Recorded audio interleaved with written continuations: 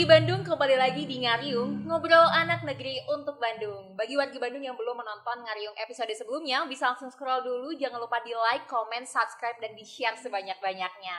Seperti biasa nih, Ngariung tentunya pasti menghadirkan narasumber yang keren-keren banget di Bandung. Kalau sebelumnya kita udah ngobrol sama musisi, atlet, sampai dengan UMKM ataupun komunitas di Bandung. Dan kali ini, Tadeo sudah bersama dengan salah satu UMKM di kota Bandung yang keren banget, omsetnya juga luar biasa.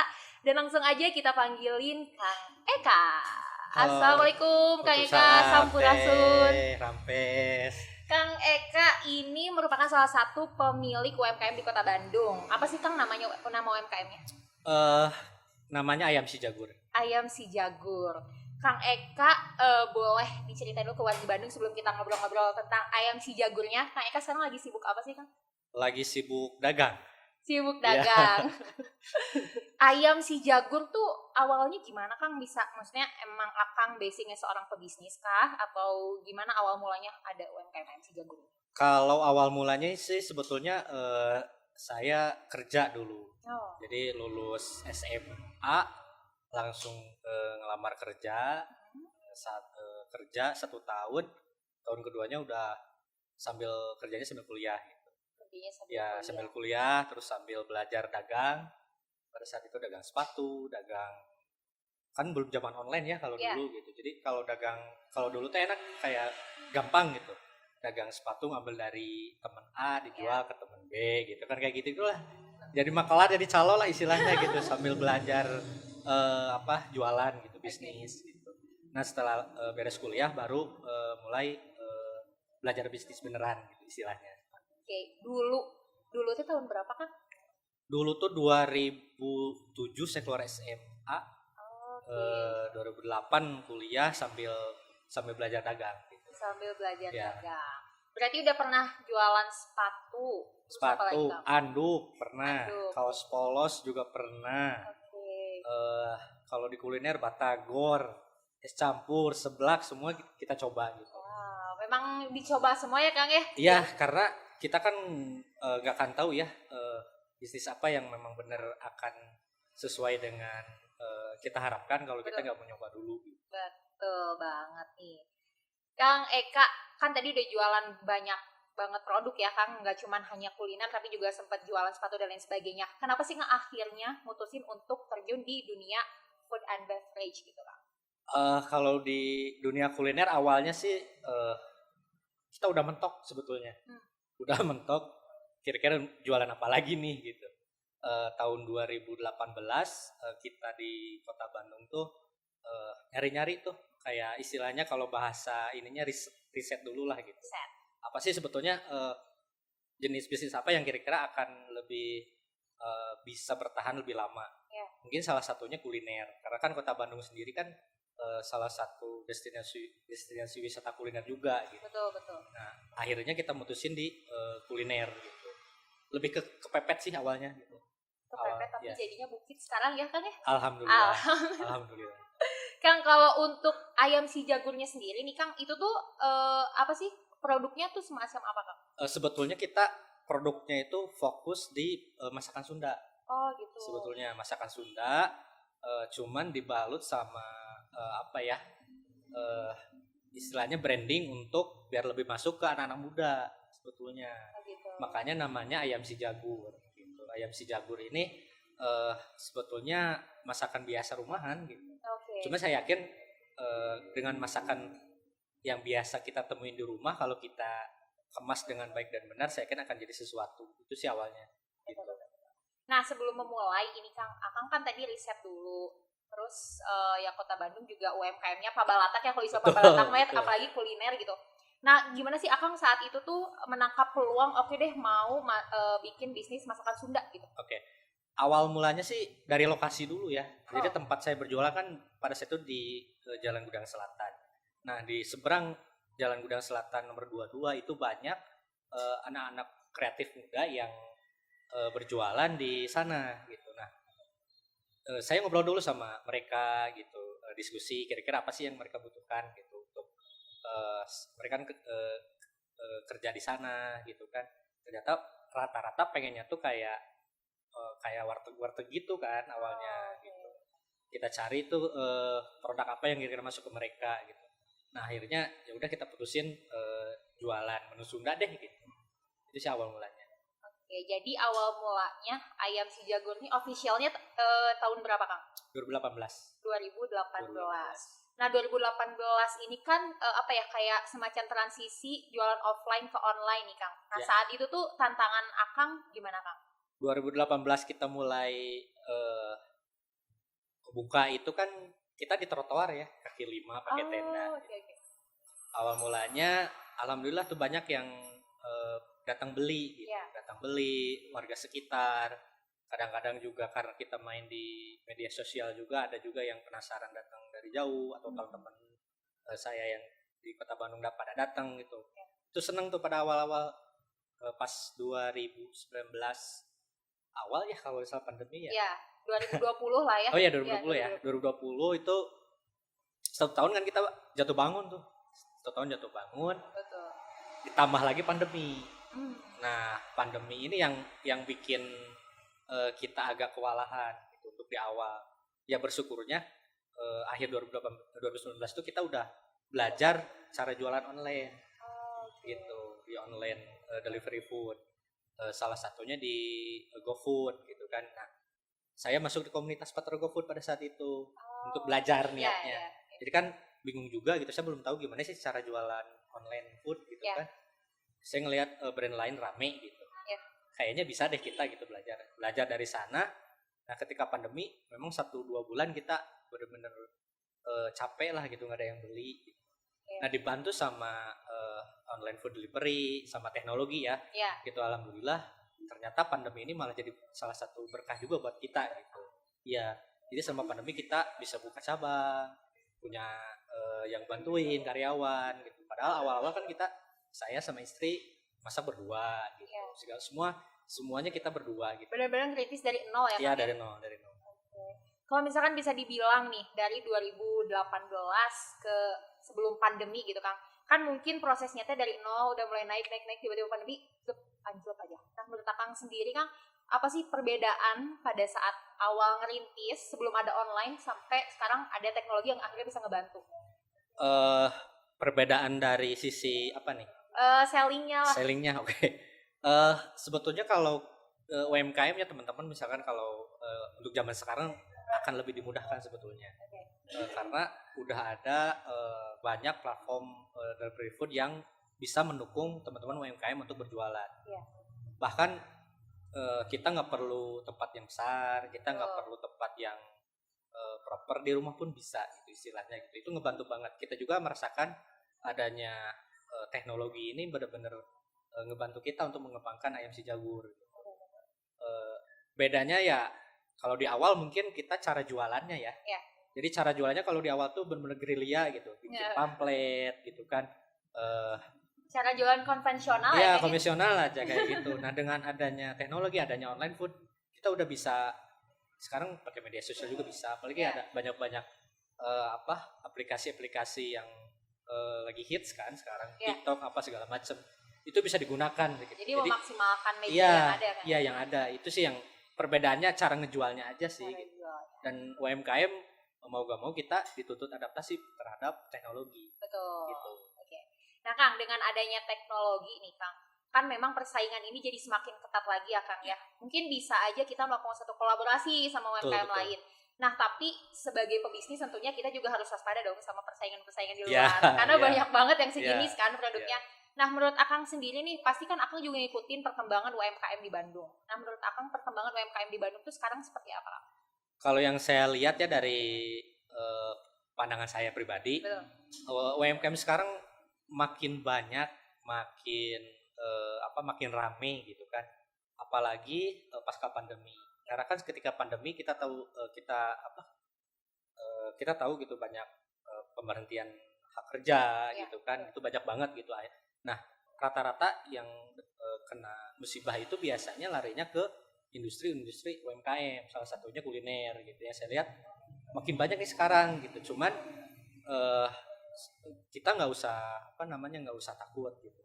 Malah saya pribadi sendiri menganut istilahnya gitu ya, menganut istilah kita tuh harus kolaborasi. Betul. Ya karena itu penting banget gitu, kayak saya mampunya jualan masakan Sunda gitu. Saya nggak mampu bikin produk minuman. Itu saya kolaborasi sama temen gitu. Coba dong bikin produk milkshake misalkan gitu. Bikin cemilannya dong bakso tahu. Nah, itu kita lakuin gitu. Kita lakuin karena dengan kolaborasi itu membuka pintu kesempatan kita untuk lebih berkembang lagi gitu. Jadi sekarang teh UMKM udah bukan zamannya persaingan ya Kang Bukan. ya, tapi kolaborasi gitu. Oke. Kang, tadi kan ya tapi tetap aja tidak terlepas dari persaingan dan juga apalagi saat pandemi ya Kang ya. Kayaknya teh memang saat orang-orang ataupun UMKM lagi ngeroket-roketnya tiba-tiba dihadapin sama pandemi langsung anjlok gitu. Nah, Kang sendiri pada saat itu gimana sih cara mensiasati biar ayam si jago ini tuh tetap eksis gitu? Oke, pertama yang kita lakukan itu adaptasi dulu gitu dengan kondisi. Jadi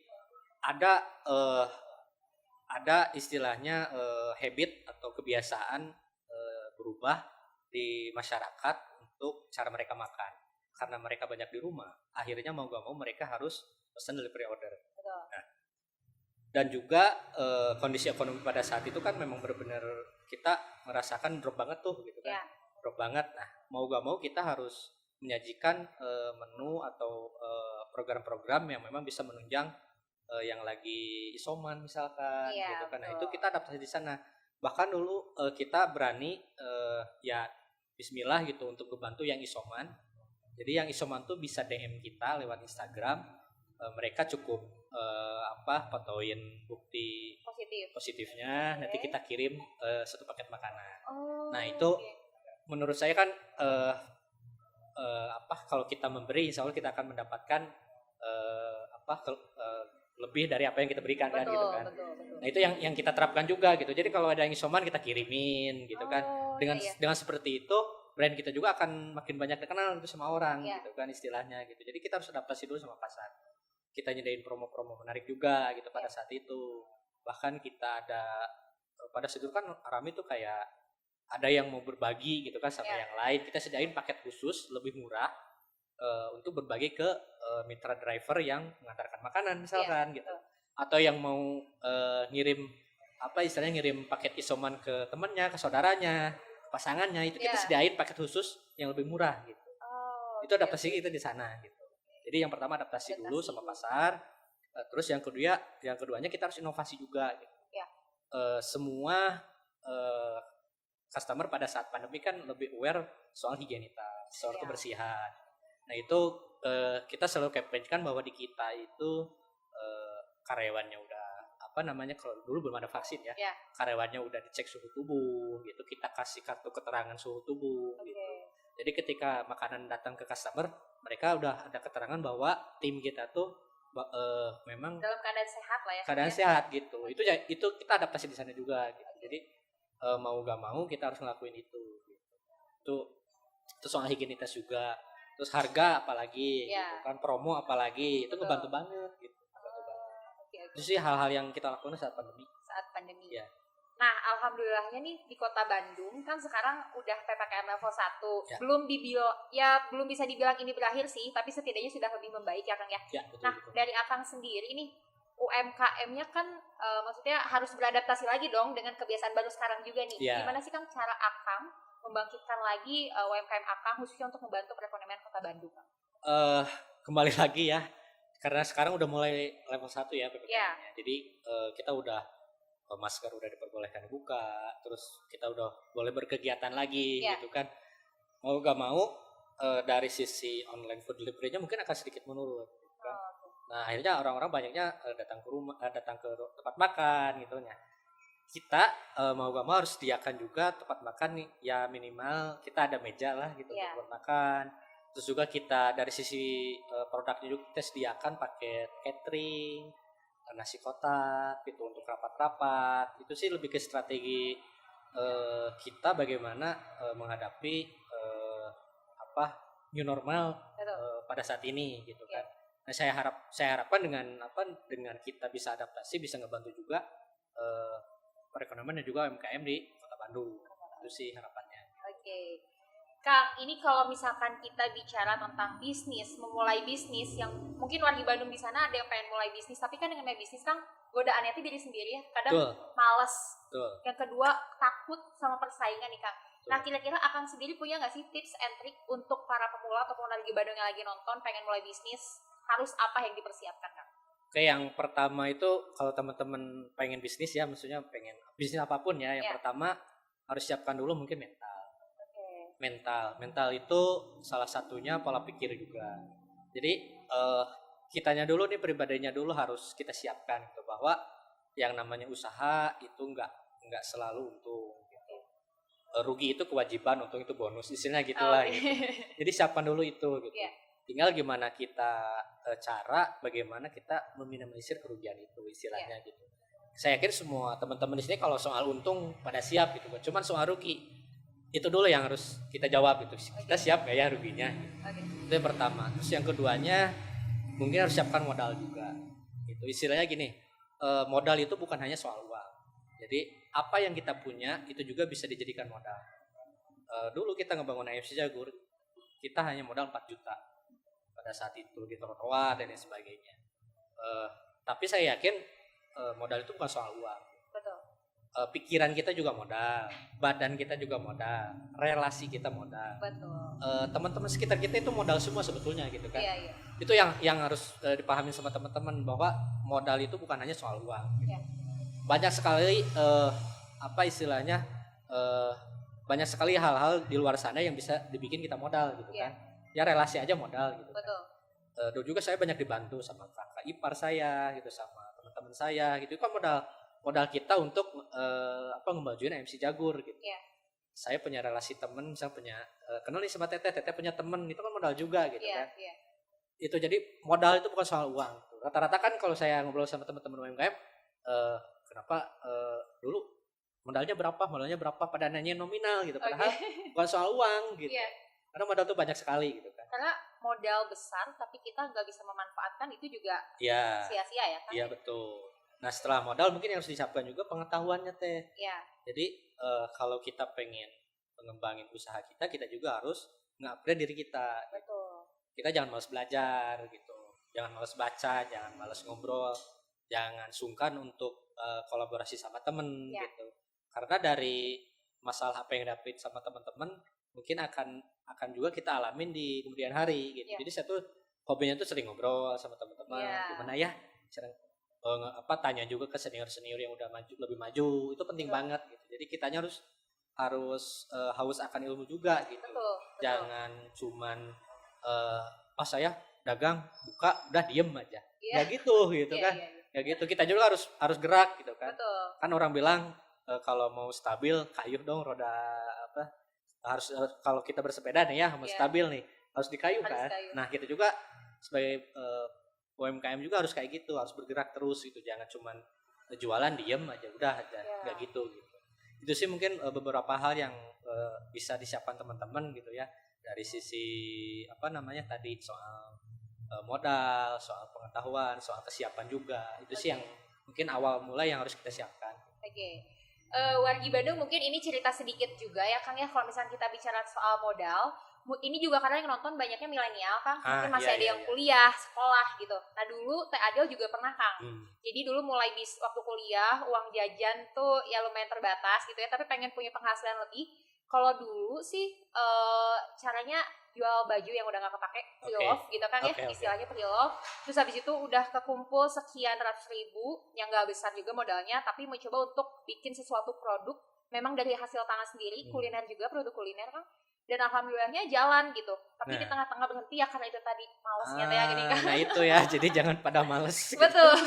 Harus terus gerak lah istilahnya. Iya gitu. Jadi kalau misalkan wargi Bandung nih, apalagi kaum milenial, Gen Z yang pengen memulai bisnis, jangan takut dengan harus butuh modal besar, pengen punya tempat yang bagus, enggak juga. Jadi yang penting kita mulai little movement, tapi nanti kitanya konsisten, itu juga bisa bikin bisnis jadi besar ya Kang ya? Iya betul sekali. Oke. Kang, terakhir nih Kang, harapan Akang sebagai pelaku UMKM bagi Kota Bandung ke depannya seperti apa? Ya harapannya sih saya berdoa mudah-mudahan ekonomi Kota Bandung segera bangkit lagi. Amin. Dengan begitu semakin membaiknya ekonomi, berarti berarti semakin banyak juga customer yang akan beli ke UMKM kan, istilahnya gitu. Itu yang pertama, mudah-mudahan semakin membaik lah kondisinya.